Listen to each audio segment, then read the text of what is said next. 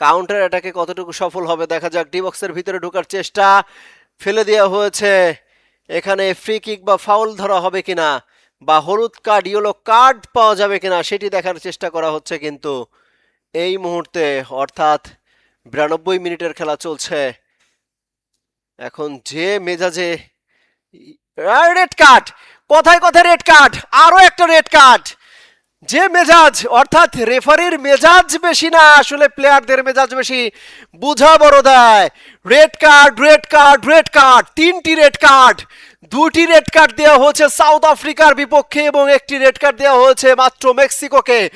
অর্থাৎ রেড কার্ডের যেন হিরিক লেগে গিয়েছে যেই মুহূর্তে ডি বক্সের ভেতরে নিয়ে যাওয়া হচ্ছিল বলটাকে। আফ্রিকা, যে সাউথ আফ্রিকা যাচ্ছিল ডি বক্সের ভিতরে নিতে, সেই মুহূর্তে তাকে কিন্তু ফেলে দেওয়া হয় 3 নম্বর জার্সি। তারপরে কিন্তু কোনো বাছবিচার না করে, বিআর না দেখে সোজা রেড কার্ড দিয়ে দেওয়া হয়েছে। অর্থাৎ এক ম্যাচে 3 রেড কার্ড। কবে, কখন, কোন বিশ্বকাপের উদ্বোধনী ম্যাচে আসলে তিনটা রেড কার্ড দেওয়া হয়েছে তা হয়তো বা ইতিহাস ঘেটে দেখতে হবে। এই মুহূর্তে মনে পড়ছে না, আমার তো মনে পড়ছে না ইতিহাসে এই ধরনের ঘটনা আছে কিনা, সেটা হয়তো বা ঘেটে দেখতে হবে।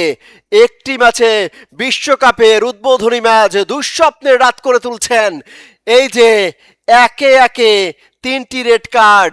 ইয়েলো কার্ডের থেকে রেড কার্ডের সংখ্যা বেশি। কি হতে যাচ্ছে? আর 7 মিনিটের, আর 5 মিনিটের খেলা রয়েছে, 4 মিনিটের খেলা রয়েছে।